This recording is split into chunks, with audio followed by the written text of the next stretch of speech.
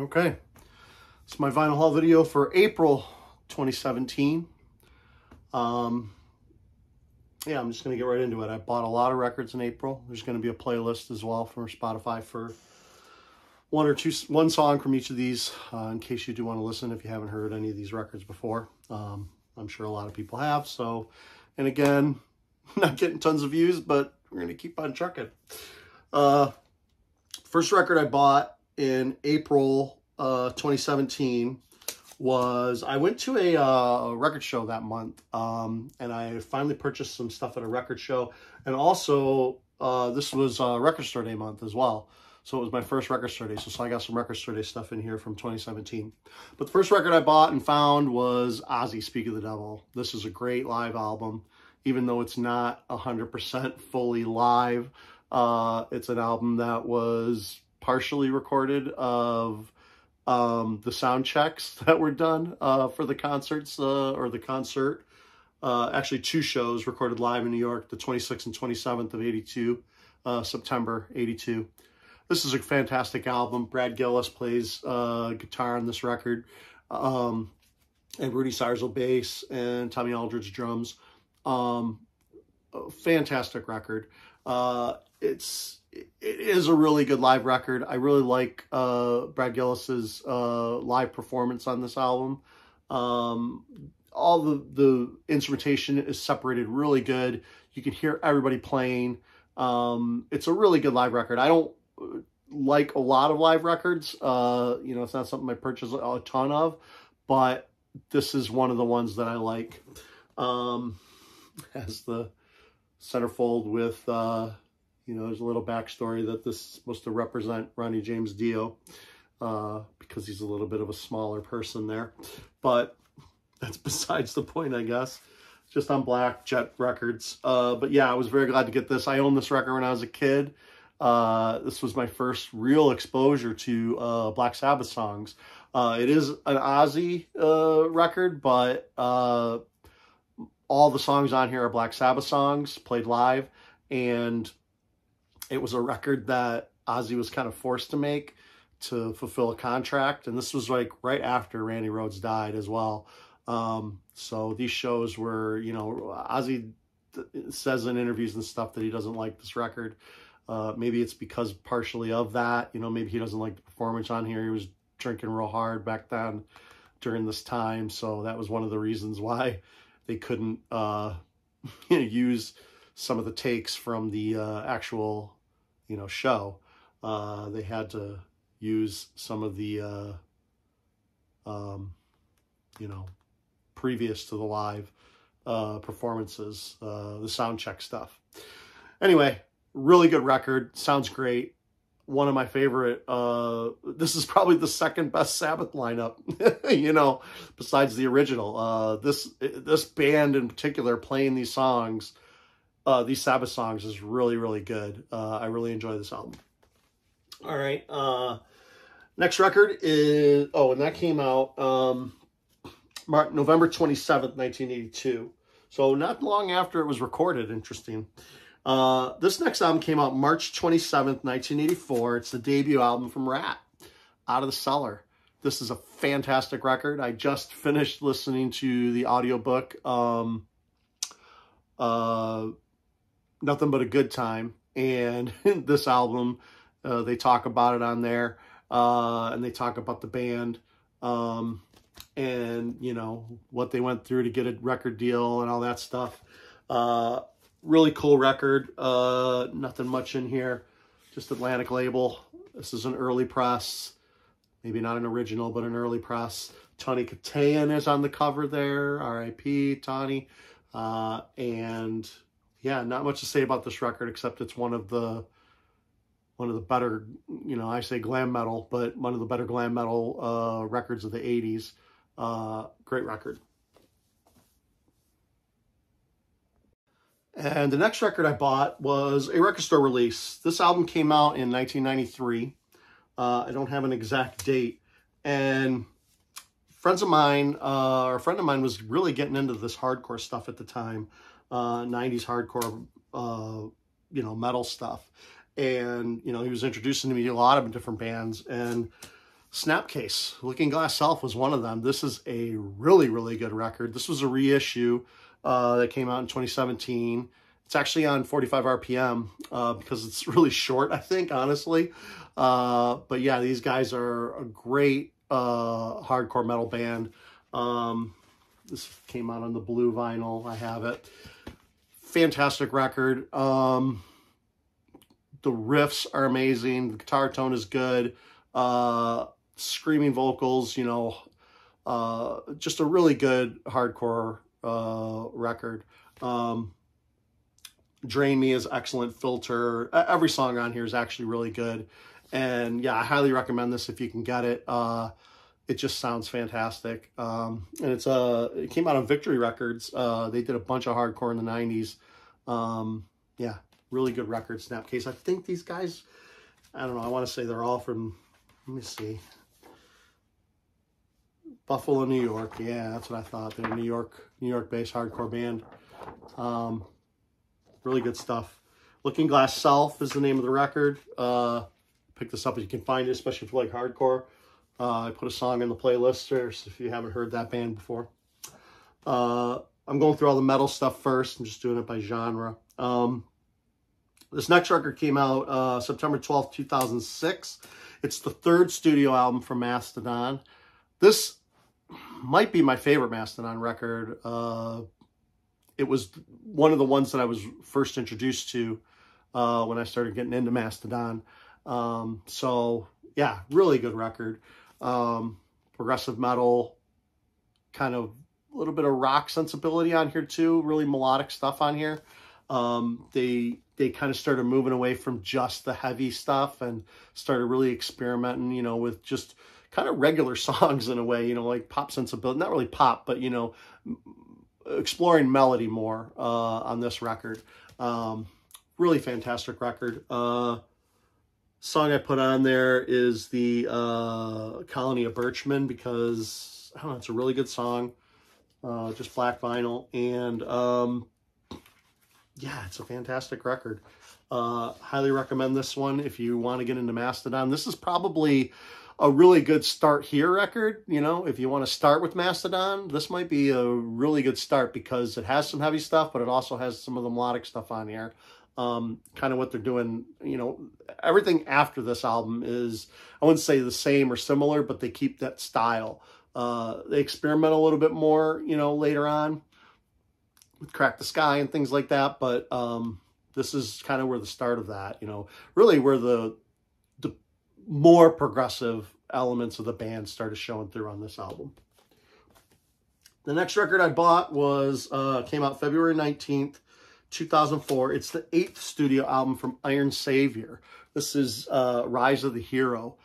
Now, Iron Savior, you may not need more than one or two of their albums because they're, you know, they're a band I would say that's very consistent, would be a diplomatic way to say it.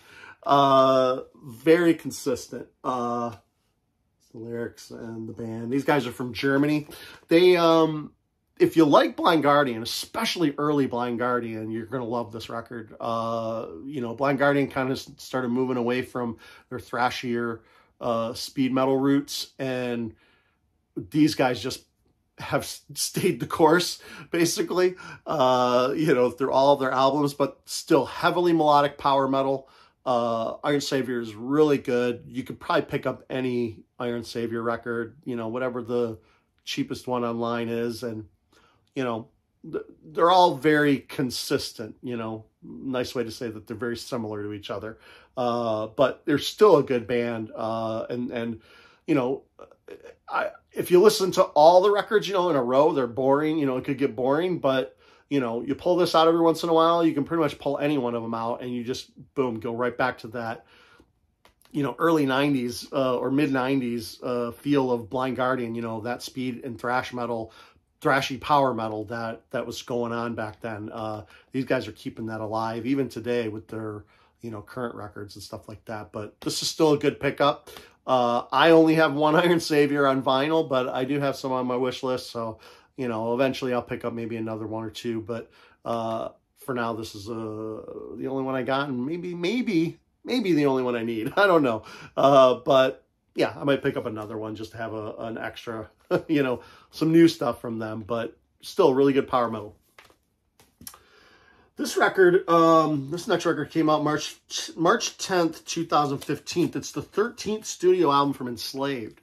Now, this band has gone through a lot, you know, like a lot of different, you know, from where they start to where they are. You know, they're like kind of a progressive metal band now too, you know, in the vein of like a Mastodon or a Gojira. You know, they're kind of up there with them. This might have been their peak, you know, as far as their best album. I really, really like this record now. I bought it a while, you know, I bought it in 2017. I didn't listen to it too much. And there's no lyrics in here, just, you know, whiteness. But I started listening to it recently, you know, when I pulled it out for this video. And it's really, really, really good. I don't remember it standing out that much to me when I first played it. But now, you know, I really like this album. It's, like I said, it's progressive. It reminds me of like maybe a mix of, you know, maybe Opeth and Mastodon, you know, but with a little bit more black metal kind of parts in here, a little bit. There's some clean singing in here like Opeth, but they're also, you know, death metal vocals. You know, a really good mix. The one song I put on there is Building with Fire. And that's kind of you know, one of the more melodic songs on here, you know, songs, you know, kind of an earworm will get stuck in your head after you hear it a few times. But there's a lot of good songs on here. And they're long, you know, they're like 7 to 9, 10 minutes long. You know, none of the songs are, I mean, maybe 5 minutes or something might be the shortest song on here, but really good stuff. I really don't have anything else from these guys. I want to explore a little bit more, but I'd want to pick up stuff that's kind of in this style. So I'm just going to have to investigate and listen a little bit more to some of their other stuff. This one though, In Times, really good. I recommend it. Next one, I've talked about these guys before. I'm actually wearing a shirt. March 29, 2016, the second album from Babymetal came out, Metal Resistance. Saw them live several times on this tour. In particular, when they came to the U.S. a couple times, they came to Detroit. They came to Charlotte once. And I actually saw them for the first time in Chicago. I didn't have very good view, but still fantastic. I love Babymetal. I don't care what anybody says. There's a really good song on here. Sissanger's or Tales of the Destinies. Fantastic song. Just got this on black.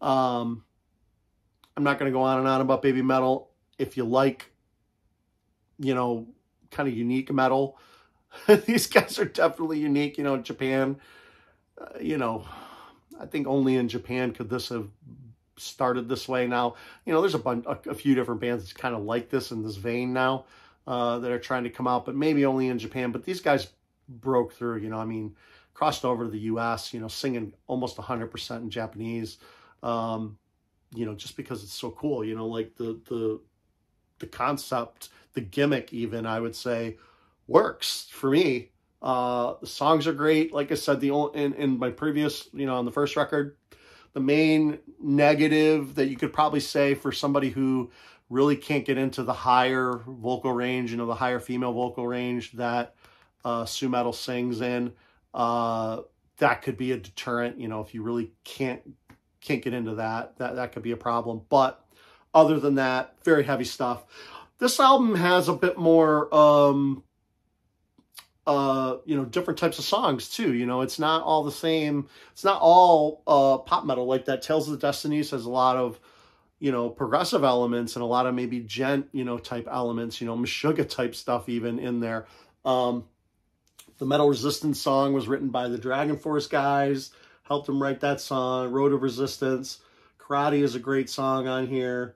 Yeah, fabulous record. I love these guys. I think they're great. I can pull these records out pretty much any time, and they just put a huge smile on my face when I play them. That's all the metal records that I have, that I bought in that month. of April. This is going to be the pop section. I bought a lot of pop records, and specifically, I bought a lot of Madonna records. July 27th, 1983, Madonna's first album, self-titled, came out. This is a great record. You know, she's from Detroit. I'm from Detroit. I like Madonna. I still like pretty much all her stuff. I have a lot of her records, actually. This record is really good. You know, when I was younger, MTV played the crap out of Madonna. So, you know, you would hear, you know, you would see Lucky Star, Borderline, Burning Up, Holiday, everybody on here. Physical Attraction is good. This album is actually really good. There's only 8 songs on here, and they're all fantastic. Not much you can say about Madonna, except she's, you know, forced to be reckoned with, really, as far as the pop music scene is concerned. You know, she really struggled in the beginning, and, you know, once she hit, she skyrocketed. I mean, this album just exploded. Her, you know, she was, you know, even Lady Gaga, you know, all those guys, you know, nowadays, you know, they kind of not necessarily rip her off, but they're definitely heavily influenced by Madonna and what she did. And obviously Madonna, you know, Motown, all that stuff inspired her, you know, so there's a lot of stuff. You know, Madonna isn't like the most original or the first to do any of this stuff, but she was extremely successful, and this is a good record. I like Madonna's first record. And the next record, November 12th, 1984, this Madonna's second album, Like a Virgin. This is a great record. This record flips. You can flip it like that. So to see the front and the back, that's kind of neat. Not a lot of my records do that. This is Like a Virgin. Obviously, Like a Virgin was a huge hit on here. Material Girl, Angel, Over and Over was a minor hit on here. Love Don't Live Here Anymore, though. That song is great. I think that's the one of these songs. I think Love Don't Live Here Anymore. Yeah, maybe not. I thought Prince helped her out on one of these songs, but maybe not. Yeah, Dress You Up, Shooby Doo. Obviously, this record hit huge as well. It's got an inner sleeve. Madonna, she was absolutely gorgeous back then. You know, she's still good looking now. You know, just saying.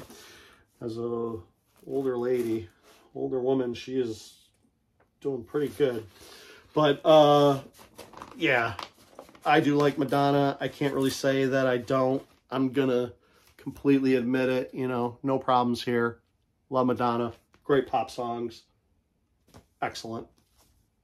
Then I got May 30th, 1986, and she was putting them out, man. One every, well, this is 2 years later. Obviously, she must have toured the heck out of, well, November 84 is when Like a Virgin came out. This came out May 86. So that was just a year and a half, you know. She came out with True Blue. Now, the one thing that bugs me about this album that I have is I do not have the poster, just the inner sleeve. You know, I didn't get the poster on this one.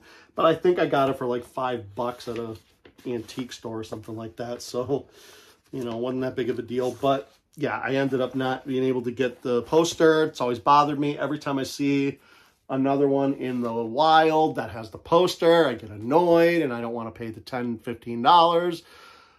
Even though I should, because it always annoys me I don't have the poster. But I don't usually buy the same records again, even for that you know, the extra poster, or if I don't have the correct inner sleeve, things like that. This record obviously had Papa Don't Preach, Open Your Heart, Live to Tell, the one she wrote for Sean Penn's movie, or used it in Sean Penn's movie, True Blue. La Isla Bonita's on here. Really, really good album. Fun record. Madonna. Can't go wrong. I love Madonna. I think she's awesome. All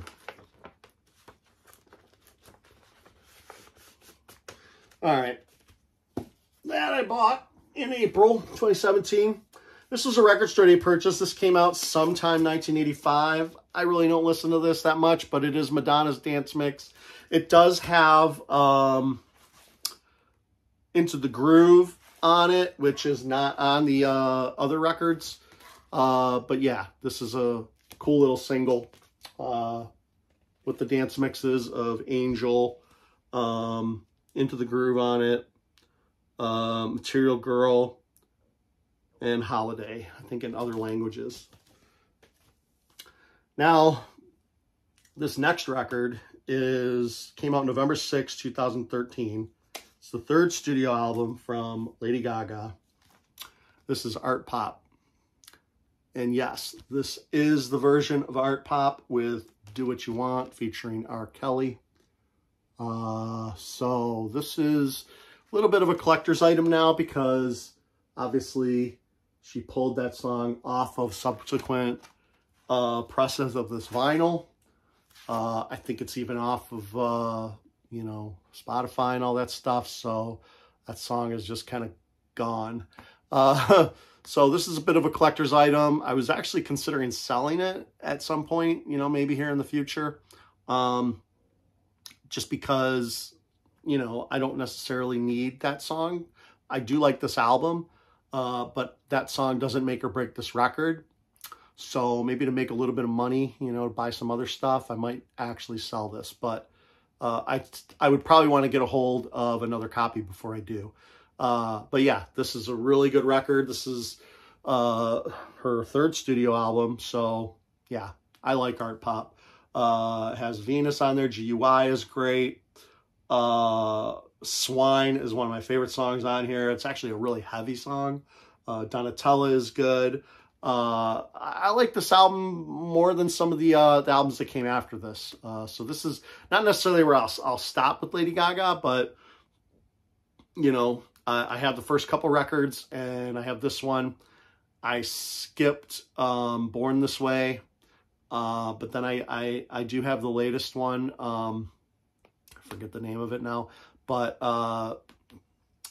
that one's okay. It's still not as good as the Fame 2 or whatever, and Art Pop, but still a good record. Has the foil, and this one has the R. Kelly song. Good record. This one came out March 6, 2015. Another Madonna record. These, believe it or not, I bought all of these in April 2017. This is Rebel Heart. I actually bought this because I saw, I think it was HBO who did a live concert for Madonna on this tour, and I watched that and I was like, damn, these new songs that she's playing are really good. I didn't think I'd be into new Madonna stuff, you know, because I don't have any connection to it, you know, from a kid or whatever, from watching on MTV. But I just have it on black vinyl. But this is really good, especially the song Ghost Town. Ghost Town is one of the best songs that she's ever done. This has Bitch on Madonna on it as well, with featuring Nicki Minaj, which is good. Iconic is a good song on here. Yeah, there's some really good stuff on here. I do like this record, Rebel Heart from Madonna. I listened to a little bit of Madam X, and I thought it was just okay. I probably should give it another shot, but I can put this on just as easily as her 80s stuff and enjoy listening to this. So Madonna, Rebel Heart, she still has it, you know, back in 2015. Good album. All right, we're going to go back a little bit. This is kind of, I guess I would put these under like indie or alternative, or I don't know. I kind of consider this album came out July 8th, 1981, but it's the Go-Go's.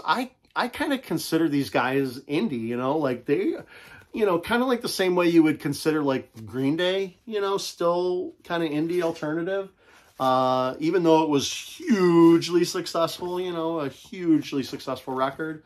But, you know, these guys came from, you know, indie rock punk roots, you know, like they were playing clubs and stuff like that. Like they were, and the music they play, you know, it's kind of indie rockish to me, you know, like a band like Cub or, you know, some of that K Records stuff, you know, these guys would have fit perfectly on there. And the Go-Go's are a great band.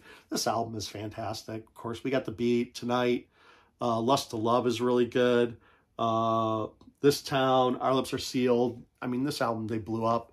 They're in the Rock and Roll Hall of Fame now. I think they just got in there like a couple years ago or just last year maybe.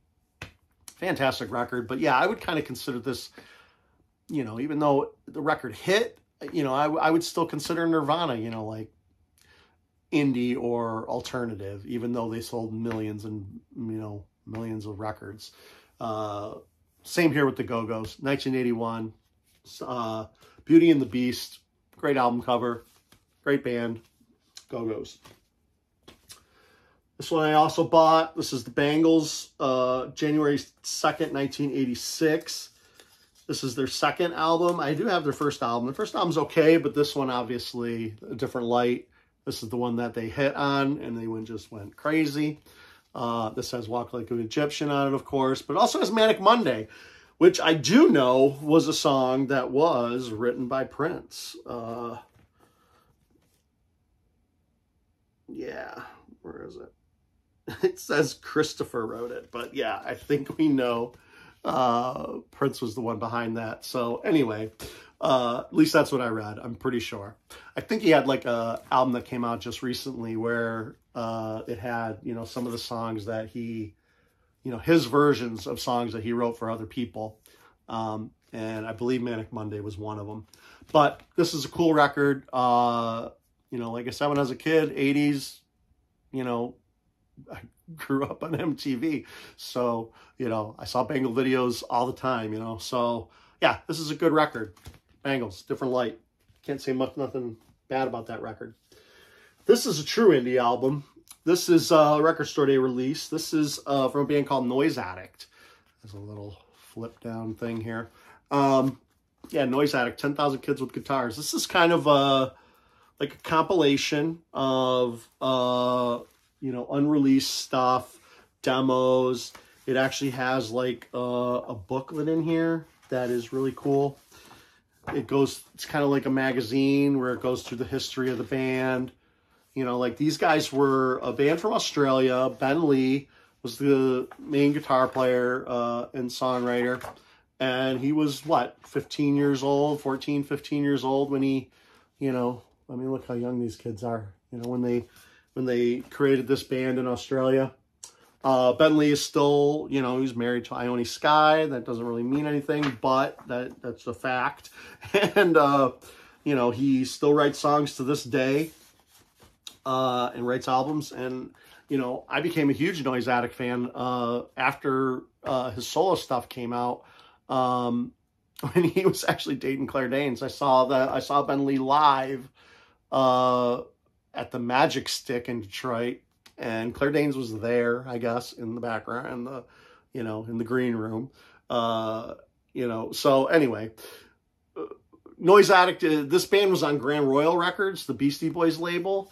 And, it's really just, hugely influenced by Nirvana, by the grunge movement. They're kind of a grungy band. And Sonic Youth was a huge influence on these guys, the Lemonheads. They even wrote songs about Evan Dando because they're obsessed with him. So, really cool album from Noise Addict. These guys get pretty heavy. Like this is a bunch of demos and stuff.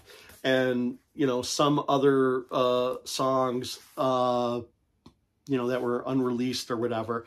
But, so, this is like a collector's edition kind of thing. But they had their official album that came out on Grand Royal, and I have that as well. I have an original press of that. And then Ben Lee went on and did Grandpa Wood, which is really good, mostly acoustic record.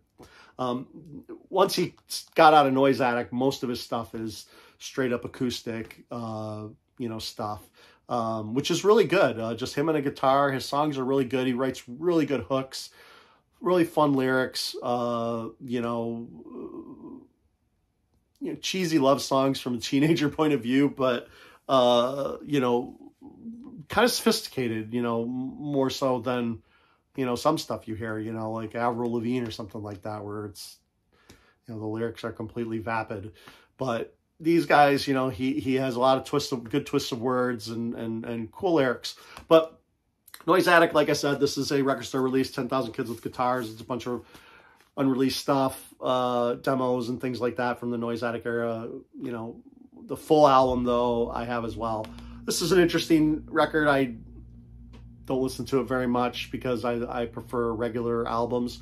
I don't necessarily always like listening to demos because they just usually sound like shit. But, to kind of hear a song, you know, its evolution kind of is fun, but I tend not to buy stuff like this usually, but, you know, record store day, you kind of get caught up in the hype of some of these releases. And yeah, this is not a terrible release, but you know, definitely don't need it. I would pick up some early Ben Lee stuff, or just the Noise Attic records themselves, or the Noise Attic record itself on Grand Royal, which is the Beastie Boys label, which they signed them because they loved them. This album is a 90s. This is between 93 and 95. This is the Sonny Char, the complete collection. All this is a Japanese release. All they gave you was just you know, one sheet cardboard and the album.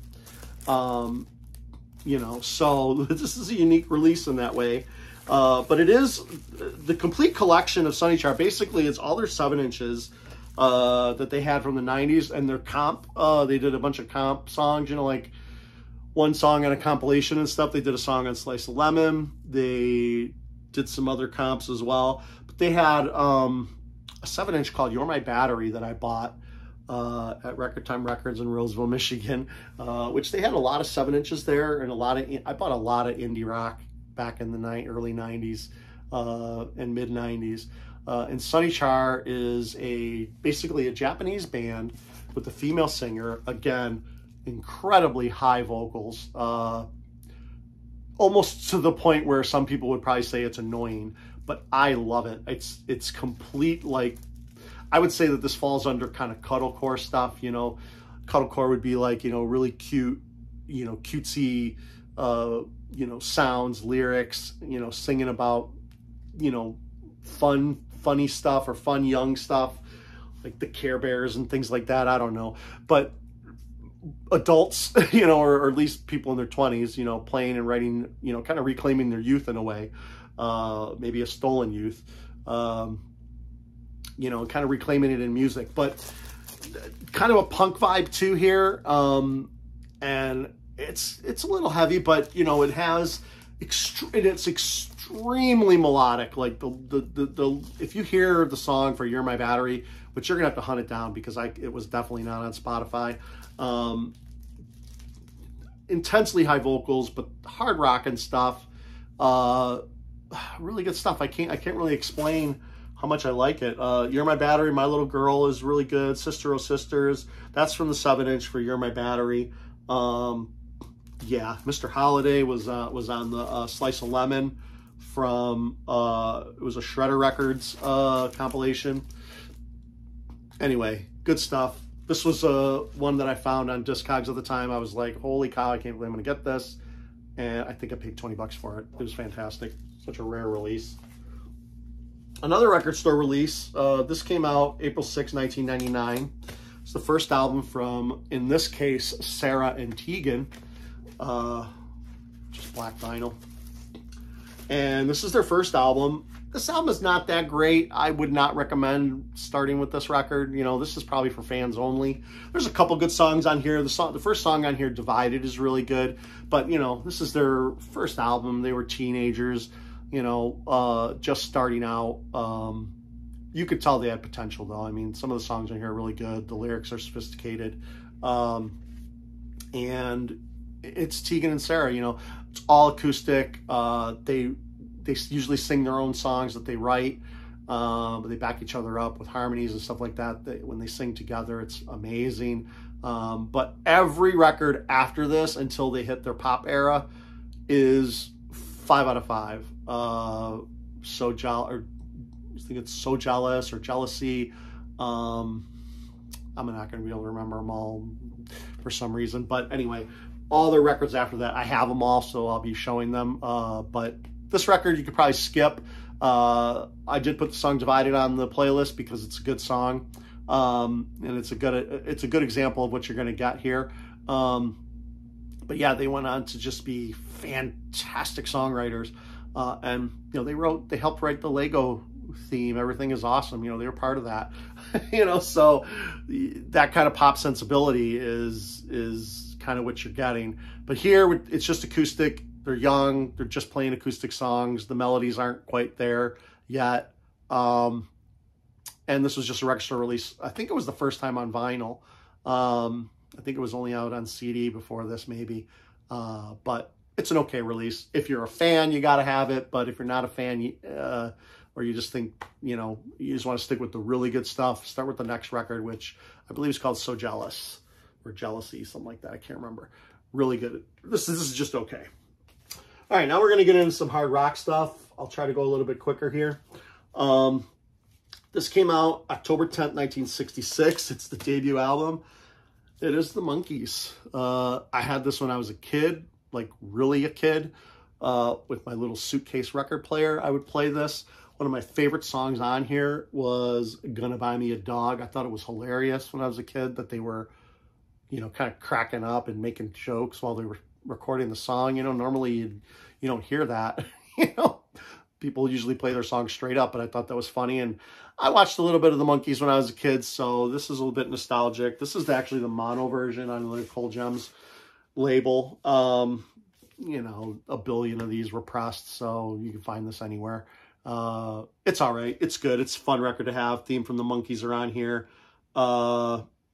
Lax Train to Clarksville was a hit. Gonna Buy Me a Dog. I thought, like I said, that song was just funny. Yeah, most of these guys gone now, I think. Nesmith is gone. Peter Tork is gone, I think. Maybe David Jones and Dolenz are still around, but anyway, the Monkees were fun. Cool band. Beatles ripoff. You know, not really ripoff, but they were a band that kind of, in the sense of, you know, today, people would be like, oh, manufactured boy band, basically. It's basically what the Monkees were, as a boy band that were manufactured. But, you know, they ended up writing a lot of their own stuff later on and having, you know, solo careers and stuff. And a lot of people respect the Monkees a lot. And they are really good, especially some of the solo stuff is pretty interesting. But this was their first album. Sold billions and millions of copies of this, I'm sure. All right, the next record is the Chicago's second album, January 26, 1970. Got this for 50 cents at the thrift store. This is one of the first times I went to the thrift store to find records, and I found a couple records. This Chicago record was one of them. A couple good songs on here. 25, 6-4 is on here. And there's one other song that was a hit. I think it's Moving In. Was a hit. Other than that, it's an okay record. Yeah, 25 or 6-4 is a really good song. That song, the solo on that, it's a shredding solo. I mean, it's like, you know, really fast, like a super shredder solo, I think. It's really interesting. I was listening to that song the other day, and I was just like, dang, this solo is ridiculous. It's really complex, and it's super fast. So, yeah, it's an interesting record to listen to. If you find it super cheap, pick it up. But otherwise, you know, Chicago record, lots of horns. You know, along with, it's kind of hard rock with horns a little bit. Not even hard rock, but mellow rock with horns. There's a lot of huge Chicago fans. I'm not a huge Chicago fan of the early stuff or stuff like this, but I do like the couple hits that are on here. They're good songs. And 25, 6-4 is, you know, a song about drugs, you know, being on drugs up until 4 in the morning or almost 4 in the morning, not being able to go to sleep. They never admitted to that, but that's pretty much what the song's about. All right. March 19th, 1971, the fourth studio album from Jethro Tull, Aqualung. I picked this up at the record store, or at the record show. This is a pretty beat up copy, actually, but it still plays okay. I still like it. Again, like I said, I don't usually buy a record again, so this will probably be the only time I own it in this form. But yeah, it has a little bit of popping and crackling on there, but it's still very listenable. You know, the quiet parts are probably just the most annoying, where you hear too much, but no skips. Everything plays great. And Aqualung, probably Jethro Tull's most successful album. And yeah, they beat Metallica at the Grammy Awards, of course. I mean, why wouldn't you pick Jethro Tull in the heavy metal category over Metallica? It's a no-brainer. All right. The next album is October 5th, 1973. This is the 7th studio album from Elton John. I did pull out an Elton John record last time. It was the greatest hits. This was the album that I had as a kid. And yeah, great record. Triple gatefold, but it's only 2 albums. It's on the MCA label, which means this is probably a 80s press. Triple gatefold. It has really cool, you know, like each song has its own little picture for it, you know, and that makes this record real fun to listen to. Elton John was just hitting on all cylinders by the time this came out. 1973, year I was born too, so this is, I'm about to be born in 1 month after this album comes out. Funeral for a Friend, Love Lies Bleeding, Candle in the Wind. Side 1 is just all hits. Goodbye Yellow Brick Road. The vocals get so high on that. Elton John's vocals are insane on that song. I love that song. Sweet Painted Lady is good. All the Girls Love Alice is good. And Saturday Night's All Right for Fighting is on here, which Flotsam and Jetsam did a cover of, which people are mixed on that. I think it's a fine cover. It's all right. Thrash metal band doing Elton John. Anyway, this is a good record. I think I did buy this record twice because I really did want a good copy, and I ended up giving away the other copy because it was really bad. It was messed up. I think it even skipped. So this is a rare instance where I did buy this record more than once, but I really had an unplayable version, so I kind of wanted to have a good version. And great record, Elton John. This is another record that's from when I was a kid, September 6, 1977, the 8th studio album from Linda Ronstadt, Simple Dreams. When I was a kid, I was fascinated with the cover on this album because there's so many details in here, especially in the middle here, in the gatefold where, you know, Linda Ronstadt's sitting over here and all the band is separate and all their equipment and stuff. I would just stare at this for like, you know, listening to the whole album, you know, really taking in that backstage atmosphere. You know, I always thought it was interesting that Linda Ronstadt was separate from the band, you know, like they were kind of like, I don't know, respecting her privacy or whatever. I don't know. And, you know, I would just look at this cover for hours. I thought this album was really cool when I was a kid. This was my mom's. This wasn't my mom's, but this is a record I got for 50 cents at the thrift store as well. This is a good, it was all these were decent copies too. None of these were messed up. This one has It's So Easy on it, which is really good. Blue Bayou, Poor Poor Pitiful Me, Tumbling Dice. Those were all the hits. This is a cool record from Linda Ronstadt. I do listen to this, maybe more nostalgic for me, but still fun to listen to. I did a record from this guy already, October 3rd, 1977, the 7th studio album from Electric Light Orchestra, Out of the Blue. This album cover is fantastic. This gatefold is freaking amazing. This is a great album. Jeff Lynne is, in my opinion, a genius. You know, songwriter. You know, there's a really good argument that these guys are power pop to the max, which I think is, I would agree with that argument. Jeff Lynne is a pure genius. And this album has Mr. Blue Sky on it, which is one of the best songs ever written. It has to be, I mean, in my opinion, I love that song. This is on Jet Records. Universal Music was on here as well, which was the label that almost all the other albums were on, I believe. All music and lyrics by Jeff Lynne, produced by Jeff Lynne. Pure genius. Fantastic album. A lot of hits are on here. Turn to Stone, It's Over. Sweet Talking Woman. Night in the City is a really good song. Mr. Blue Sky. Yeah, even the non-hits on here, you know, just listening to this record is really cool. I think side 4 has some, it might have some filler on it because there's like some instrumentals that are on there that I feel kind of go on a little too long, but maybe he just did that to fill out the 2 albums.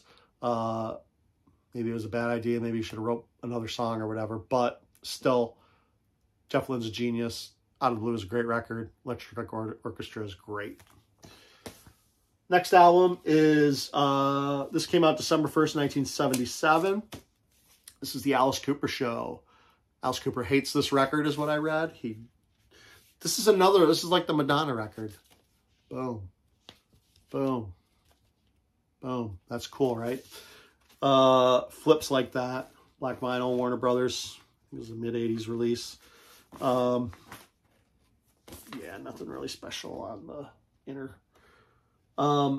It's a live record that was done in the late 70s. Recorded in 77, probably at some point. He says, I guess he was just musical director by Dick Wagner. I just noticed that. That's really cool. Dick Wagner was the guy in the band The Frost, and he did a bunch of other stuff. He wrote tons of songs in the 70s and the 80s. He was a great producer. He was a Detroit guy, just like Alice. But this is a good live record. Like I said, I don't listen to too much live. I think I got this for like a couple bucks. Has $1 Billion Babies on it. School's Out. Under My Wheels, 18. Only Women Bleed. I really like that song. It's My Body is really good. Yeah, it actually isn't that bad of a live record, but I definitely don't listen to it that much. Alice Cooper, live. This record was when I was a kid as well. Like I said, a lot of the records that I bought at the start of my collection, the first several months, were all records from my childhood. June 20th, 1978, second album by Foreigner, Double Vision. Had this record when I was a kid. I love this record. A lot of these songs were staples on FM radio. You know, classic rock, WRIF, WLLZ in Detroit is what I listen to. This has Hot Blooded, Blue Morning, Blue Day, which I love. You're All I Am, which I remember. Love Has Taken Its Toll. Oh, maybe I should put that on the playlist instead. Yeah, I'll leave Blue Morning, Blue Day on there. Double Vision is really good. And, you know, even some of the other songs are really good. Like, this is an album where, you know, like the songs that aren't great, you know, or weren't hits, after listening to them as a ton when I was a kid, I started to appreciate them. So I can listen to them now, but yeah, this album doesn't have, like, side 2 is pretty lame, I guess. I'd have to listen to some of these songs again to see if I enjoy them much, but probably not. But the hits are really good. So this is an alright album. You should be able to pick this up for like $3 or $5 somewhere.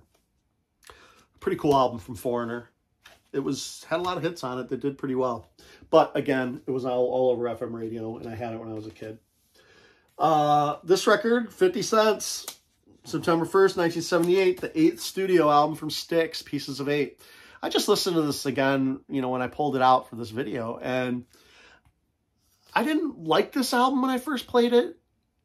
You know, I like the hits. I like Blue Collar Man and Renegade, obviously, or not obviously, but I like those songs. But listening to the rest of this, I mean, it's pretty melodic. It's not as bad as I remembered it. I'm Okay is pretty good, and Sing for the Day is pretty good too. Like, really melodic stuff on here. The album cover was from Hypnosis.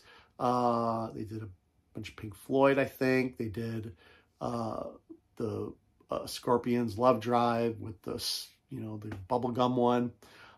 They did a lot of crazy album covers, and from what I read, they got to pick from several different covers for this record. They picked this one, but they said that they saw that other bands used ones that Hypnosis has made, but that Styx was able to choose from. They saw them on other people's records later on. So, you know, for whatever reason, you know, the Hypnosis didn't make, you know, they may have made this one specifically for Styx, but they might have made some other ones that kind of matched and they were able to use for other albums. And he didn't mention which albums they were that they saw afterwards, but I thought that was interesting.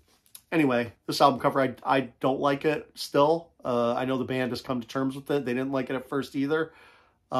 It's interesting. It has a little bit of a story, you know, to tell. Pieces of 8 is, you know, basically selling out which is interesting because the band was becoming very successful. I think they were the only band to have 4 platinum records in a row at the time of this. You know, this was like the second album that would, yeah, I think this was the second album that went platinum for them. I don't know, Styx was great. When I was a kid, like I said, all over FM radio, especially Blue Collar Man in Detroit. That song was played a ton. Still probably played a ton. Not a terrible record. It's pretty good. I really wouldn't recommend it, but maybe get a greatest hits. This is my favorite Rush record. October 29th, 1978, the 6th studio album from Rush, Hemispheres. Love this album. I had this album when I was a kid. Played it a ton. I love the guitar solos on this. I used to record just the guitar solos on a cassette tape and just listen to those. I did that with the Foreigner record and this album and a couple other records, the Def Leppard, High and Dry, Pyromania. I would just record all the solos just so that I could listen to solos on like a 30-minute side of a cassette tape. But Hemispheres is fantastic. Rush's best record, in my opinion. Every song on here I like. I don't dislike any song on here. Trees is great. Circumstances, La Villa Strangiato, Cygnus, X1 Book 2, and Hemispheres, of course, all the parts. You know, fantastic, fantastic record. 5 out of 5. Can't get better than this if you want to buy Rush. Great record. Pure genius, these guys. Excellent. This is a repress, by the way. It's 180 gram, or it might even be a little bit heavier than that. Yeah, really cool album. I had that on an original press, but I really wanted to get the, you know, a better version of it. I think I got that on clearance too, or I wouldn't have bought it. This came out February 14th, 1981. The 5th studio album from Rick Springfield, Work Class Dog, 50 cents at the thrift store. This album is pretty interesting. The covers, you can get, like, they would switch. So, you know, sometimes this is the front cover, sometimes this is the front cover, but on mine, Rick is on the front and the dog is on the back. But I think on others, the dog is on the front and Rick's on the back. This has Jesse's Girl on it, of course, which the best version of Jesse's Girl being used in a movie is Boogie Nights. The drug deal scene is amazing. I love that movie, but Jesse's Girl in that with the guy who played Doc Ock, I can't remember his name, as the drug dealer. Fantastic. So intense. Really cool out. This is a good album. It has some hits on it. Ricky Springfield was on General Hospital for a while, the soap opera. I remember that because I used to watch soaps with my grandma. This is actually a fun record. The songs are pretty good. Like, it's all upbeat rock. I would pick this up if you want. This is a pretty good record. I put the song I've Done Everything for You on the playlist because it's just super upbeat, you know, very melodic, fun record. Ricky Springfield. All right, we're almost done. This was a record store release. This is Girls in the Garage, Volume 9. This is on orange vinyl. This album is Girls in the Garage, the Oriental Special. This is a bunch of Girls in the Garage bands from China and I think Japan. Penny Lim and the Silverstones, Rita Chow and the Quest, Lara and the Trailers, Nancy Sitt. That's pretty much it. Sakura and the Quests.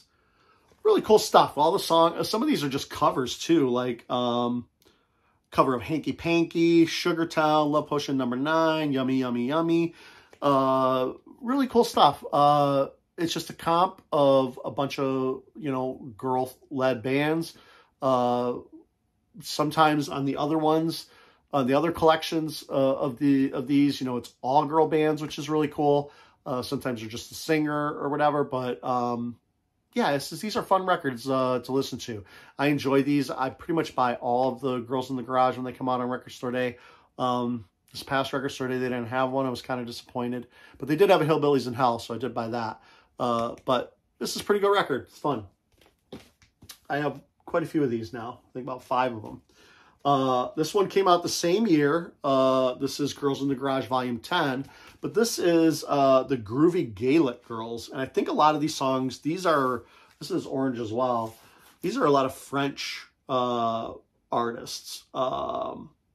Miriam Martin, La Intrigantes. I think that I was able to actually find a song from here to put on the playlist.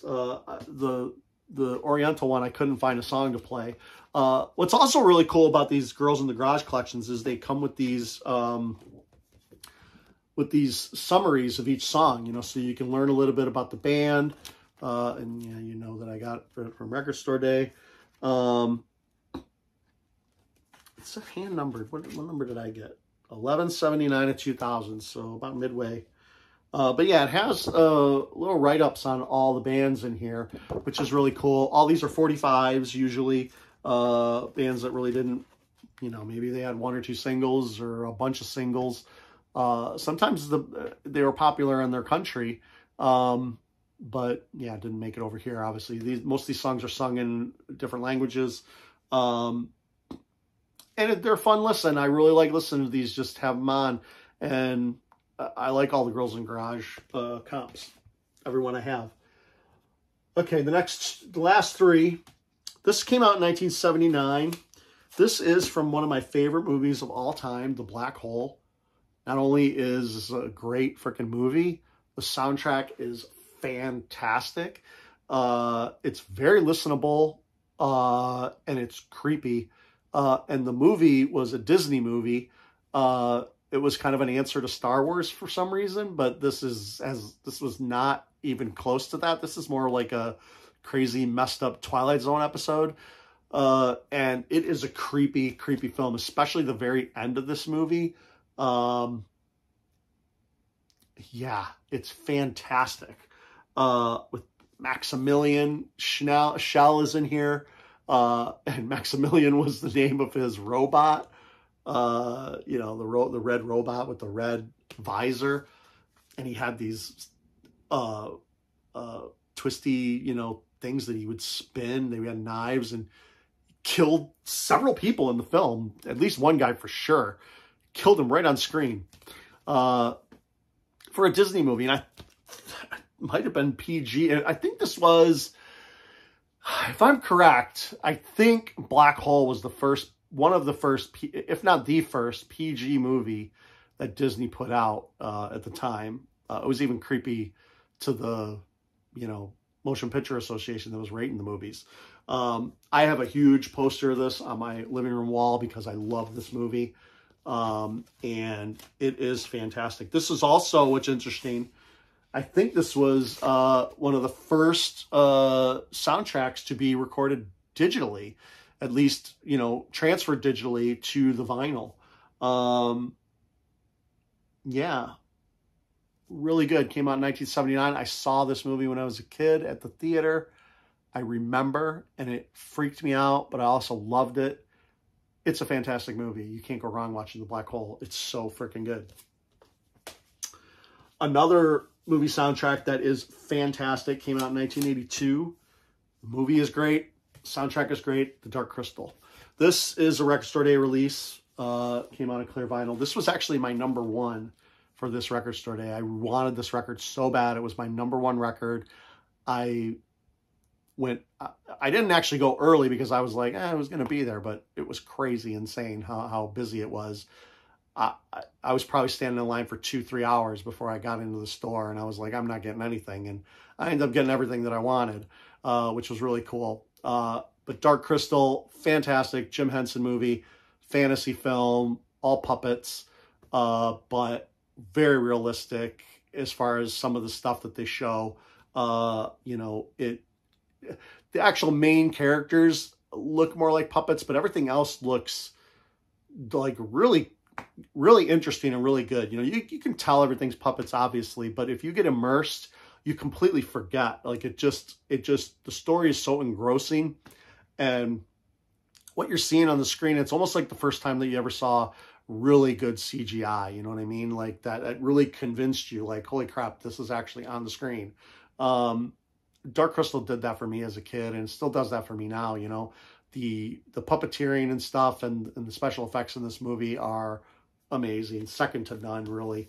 Dark Crystal is a fantastic film. I fucking love it. Skeksis, everything. And this soundtrack, Doug Jones, is it? Oh, Trevor Jones. Trevor Jones did the soundtrack. Freaking amazing. So many memorable, you know, melodies and stuff throughout. Really great soundtrack. Really great movie. And the last one, 50 Cents, came out in 1984. This is Mike Post. This guy wrote a ton of TV themes. He wrote the theme to the A-Team. He wrote Footloose from the movie Footloose. He wrote the theme to Saint Elsewhere. He wrote the theme to Against All Odds in Terms of Endearment. At least according to this, they're on here anyway. Maybe he just redid those in his version. He's kind of an electronic guy, so you know, in the 80s with synth and stuff like that, Mike Post did, you know, a bunch of stuff like that. He's kind of a prolific guy in the TV space and other music too, you know. So anyway, I thought this was cool. 50 Cents at the store. It was in great shape. Doesn't skip. It's in, you know, VG Plus. And it has a bunch of freaking theme songs that are fun to listen to. And that's it. This video is super long. Who knows if you made it this far, awesome. If you had to watch it, you know, over 3 or 4 days, or if you even took the time, I appreciate it. And thanks for watching. This is the April 2017 vinyl haul. Like I said, some of my favorite videos from people who put out videos are vinyl haul videos. I really, really, really like those kind of videos where people, you know, show what they bought for that month or that week. And I have many, many more months to go. Like I said, I might be doing this kind of just for myself, just to have a kind of a digital record of everything that I bought. And thanks for watching if you did.